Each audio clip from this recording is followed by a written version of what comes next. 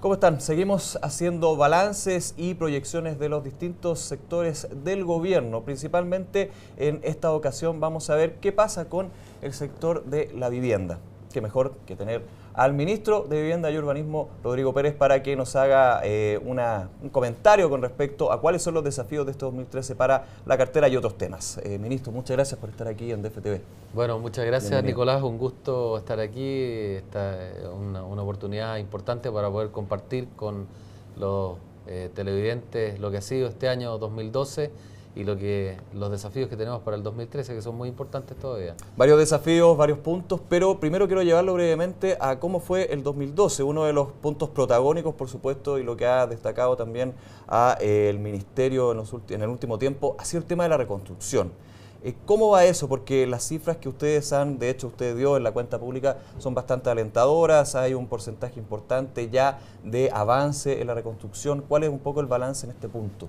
Bueno, son alentadoras, pero hay que entender que este es un desafío gigantesco, Nicolás. O sea, yo creo que a veces se nos ha olvidado o no hemos dimensionado bien la magnitud del desafío que tuvimos que asumir, sobre todo inicialmente cuando arreciaban las críticas de que la reconstrucción iba muy lenta, en fin, yo creo que era algo que no tomaba en cuenta la magnitud del desafío, que eran, nosotros entregamos 222.000 subsidios, esta es la reconstrucción de la cual se hace cargo el Ministerio, que son las familias más vulnerables, y uno piensa 222.000 subsidios que se entregaron a fines del año pasado, perdón, del año 2011, equivale a tener que atender, si uno supone 4 habitantes promedio de una familia cualquiera, a más de 800.000 personas. Entonces estamos hablando el equivalente de los habitantes de Rancagua, Talca, Concepción y Talcahuano. Número sumado. Muy importante, claro. O sea, 800.000 personas en las cuales hay que o bien reparar su vivienda o hacérsela enteramente de nuevo, más o menos mitad y mitad, un poquito más de viviendas nuevas. Es un desafío gigantesco. Por lo tanto, si lo logramos en estos 4 años del gobierno del presidente Piñera, como él nos ha pedido, yo creo que va a ser un hito muy importante, entendiendo que es muy difícil lograrlo. Ahora, ¿cómo vamos? Yo diría que vamos bien. Todavía no tenemos las cifras de cierre de diciembre, pero sí las de noviembre. Y con las cifras de noviembre podemos decir que hay 195.000 de esas 222.000, es decir, casi un 90%. Casi un 90%, seguro, sí. Con toda seguridad vamos a cerrar el año con más de 90% de esas obras iniciadas o terminadas. De hecho, 60% tenemos 135.000, más de la mitad de las obras completamente terminadas a noviembre. Y al ritmo que vamos, yo diría que es factible. Los últimos meses hemos estado iniciando y terminando alrededor de 5.000 obras mensuales. Son cifras realmente enormes. Vamos a ser capaces de llegar. Hay una cifra que es como, podríamos decir, una variable de control independiente, que yo creo que es importante mirar, que es el gasto. El gasto corresponde a facturas pagadas por obras realmente hechas. Todavía quedan algunos incrédulos por ahí que les gusta dudar de las cifras, o que destacan algún caso que falta por empezar. Parte de las críticas. Pero nosotros nunca hemos dicho que hemos empezado todo, ni que hemos terminado todo. Estamos en plena marcha, pero esta variable de control que yo digo del gasto son facturas pagadas por obras realizadas. O sea, son estados de pago que se hacen contra avances de las obras. Y en el mes pasado tuvimos, en el mes de noviembre, antepasado, tuvimos 51.000 millones de gastos, y vamos a cerrar el 2008 con cerca de un 70% del gasto total de la reconstrucción. Estamos hablando 2008 estamos hablando. 2012. 12 ya, perfecto. Vamos a cerrar con cerca de 2.000 millones de dólares de gasto efectuado, pagado, que da cuenta de que efectivamente el avance de la reconstrucción es muy importante. Pero, ministro, nos queda todavía 25.000 obras por iniciar, que es muchísimo, pero esperamos, tenemos tiempo todavía. Y yo diría que la reconstrucción, más allá de las cifras que estamos hablando, que probablemente a la gente le van a entrar por un oído, le van a salir por otro, ojalá que quede que llevamos más o menos un 90% de las obras iniciadas, nos queda todavía un 10% por iniciar. Hay otro aspecto de la reconstrucción que yo creo que es igual o más importante, y es la parte cualitativa. La reconstrucción se centró en la persona, en el damnificado, y no en los bienes materiales que se perdieron. Y se tomaron decisiones que la han hecho mucho más difícil de lo que hubiera sido. Por ejemplo, que abrir la puerta a atender a arrendatarios y allegados, no solo los estrictamente propietarios de una vivienda. O sea, también tomar otros problemas más allá de los que causaron el terremoto. Claro, el terremoto desnudó un déficit habitacional que estaba ahí y son familias que quedaron en la calle producto del terremoto, pero que eran arrendatarios o allegados. Y también les abrió pueden haber la más puerta, de 3 familias en un hogar. Claro, más de 2 familias, ¿verdad? Familias. También se les abrió la puerta y eso agrandó el problema enormemente, el reconstruir en sitio propio. Hay cerca de 58.000 viviendas que hay que reconstruir, viviendas nuevas, que son verdaderos alfileres en un mapa en 600 kilómetros de territorio.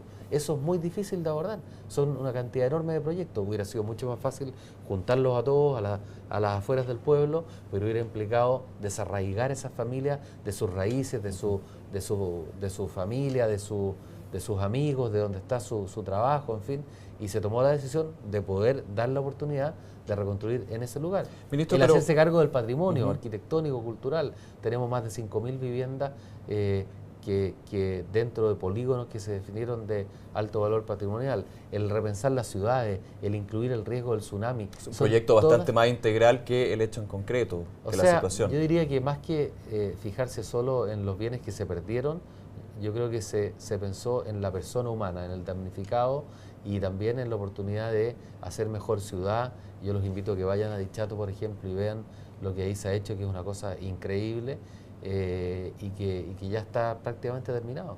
Entonces, han pasado menos de 3 años desde que ocurrió el terremoto y tener estos grados de avance yo creo que son muy satisfactorios.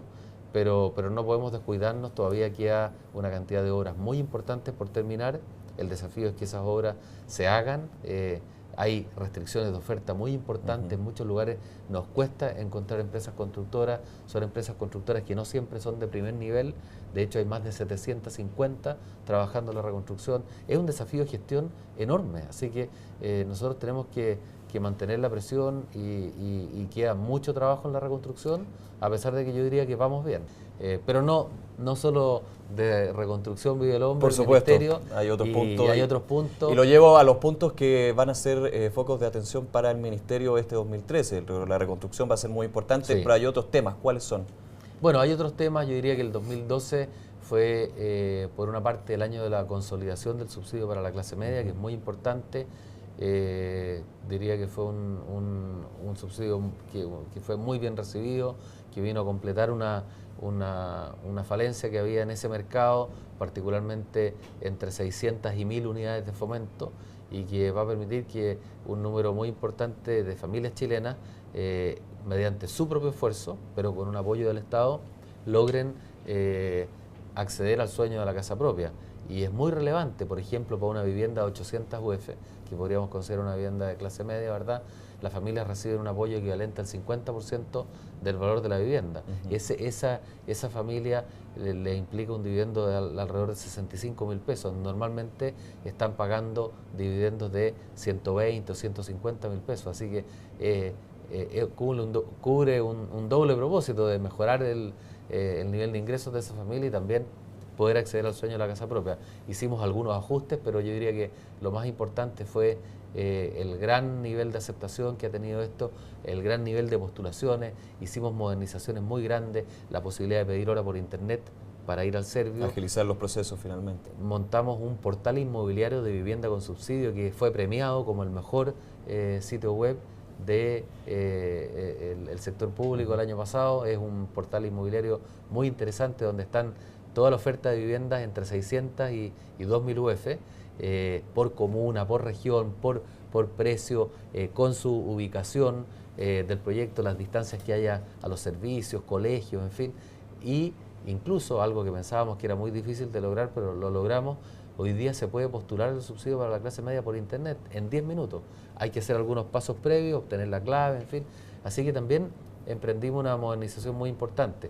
Por otra parte, en el segmento más vulnerable, el público en general no lo conoce, pero sí las familias más vulnerables, es muy importante para ellos. Sacamos un nuevo subsidio que tiene varias mejoras, tiene 5 ejes de trabajo muy relevantes. Yo destacaría un esfuerzo importante en la calidad, un premio al esfuerzo también de las familias que estén dispuestas a poner algunos pesitos más, un esfuerzo por integrar, lograr mejores ubicaciones, pero hay dos elementos clave: la focalización, no solo considerando el puntaje de la ficha, sino las condiciones reales como la familia vive, y también la flexibilidad, la posibilidad de que las familias puedan postular con y sin proyecto habitacional. Esto es algo muy técnico que habría que a lo mejor da más oportunidades, pero había una cosa muy injusta, que para poder postular las familias, los comités, tenían que tener un proyecto aprobado, y eso implicaba ubicar un terreno, hacer un proyecto, tener una empresa constructora, una cotización, en fin, y eso en alguna medida ponía la carreta delante de los bueyes, porque no necesariamente los más vulnerables son los que lograban pasar esa valla. Y bueno, aumentó de forma muy importante el número de postulaciones, lo cual impone una presión mayor, pero sincera, una demanda que estaba escondida. Y por otra parte también, por ejemplo, permitió que las postulaciones florecieran en muchas comunas donde no teníamos postulaciones. Incrementamos en más de 80 comunas donde no habían postulaciones antes de este cambio. Así que yo creo que es un cambio muy relevante para los segmentos más vulnerables. Y bueno, en materia de también mejoramiento de la vivienda, hay cosas muy importantes como el subsidio acoge a un adulto mayor, los subsidios para familias que tienen una persona con discapacidad, otros como el de protección al patrimonio altiplánico, son cosas más focalizadas, pero que responden a necesidades que han aparecido, por supuesto. Sí, y en materia urbana también hemos puesto un esfuerzo muy grande. El presupuesto 2013 en materia de barrio y ciudad crece 14 y 20%, por lo tanto estamos atendiendo una demanda muy importante, y tenemos también una agenda legislativa y la política de desarrollo urbano, que hay una comisión de 29 miembros que ha estado trabajando intensamente. Ya tenemos un borrador, estamos en la etapa de participación ciudadana, y esperamos poder proponerle al presidente un borrador de política muy luego, ojalá antes del mes de marzo. Ministro, nos queda poquito tiempo, pero no puedo dejar de preguntarle por un desarrollo urbano también que ha preocupado en el último tiempo. De hecho, fue un gran tema el 2012, que es esta incipiente burbuja inmobiliaria. No se habla de burbuja inmobiliaria, eso está claro, pero ya el Banco Central ha hecho nota de estas señales con respecto al sector inmobiliario en puntos focalizados, pero principalmente en Santiago. Usted ya dentro de la comisión que se realizó esta semana entendió justamente que hay una preocupación con respecto a este tema en específico, pero la pregunta es ¿cuáles son las medidas que se podrían tomar desde el gobierno para evitar que el alza de precios en las viviendas, en las propiedades, por así decirlo, y la falta de paños terminen desencadenando fluctuaciones y problemas financieros finalmente en la economía?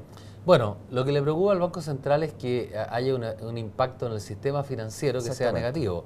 La palabra burbuja inmobiliaria no existe en el diccionario como frase, digamos, no se puede ver cuál es la definición, pero yo creo que mirando lo que ha ocurrido en los países desarrollados después del año 2008, donde hubo una crisis muy severa, lo que ocurrió ahí fue una expansión del crédito a sujetos que no eran, valga la redundancia, sujetos de crédito. Claro. Acuérdese usted, Nicolás, los ninja loans, donde era no income, no job, no assets. Le prestaban a gente que no tenía ni ingresos, ni trabajo, ni activos. Decisiones arriesgadas de crédito. Y agarraban esos créditos, los vendían y los compraban por todo el mundo. Hasta en España compraban estos créditos. Entonces, yo creo que, y eso obviamente reventó y causó una crisis muy severa en las instituciones financieras, pero en nuestro país yo creo que estamos muy lejos de estar viviendo una situación de esa naturaleza. Y lo que yo mencioné en la comisión es que primero se ve una restricción a la oferta. Por ejemplo, en escasez de suelo. En la región metropolitana, si uno ve un mapa, digamos, ve que el suelo que está disponible está principalmente en la periferia, tanto en los sectores altos como de mayores ingresos, como en los sectores de menores ingresos, en la periferia de la región metropolitana.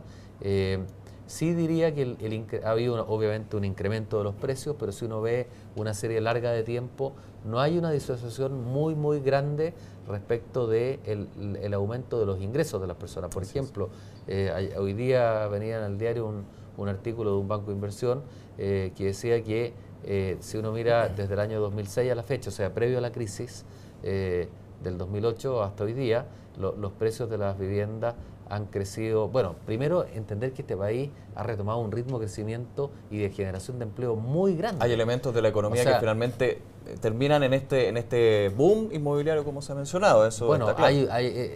El gobierno del presidente Piñera ha logrado una creación de empleo que no tiene precedente. Hay más de 700.000 personas que se han incorporado al mundo del trabajo. Ha habido un crecimiento del producto muy importante. El presidente Piñera va a entregar a este gobierno con una producción que es prácticamente un 25% más de lo que él recibió el país.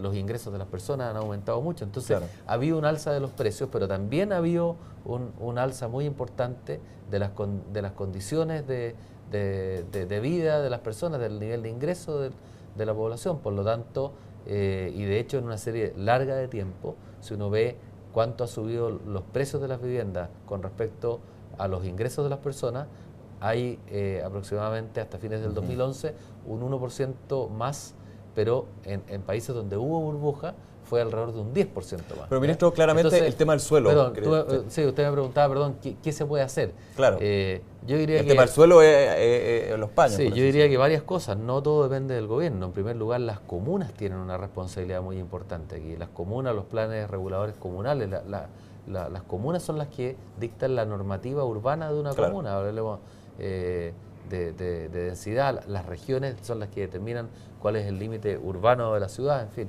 Y yo creo que ahí hay un tema de las comunas que es muy importante, que tenemos que analizar.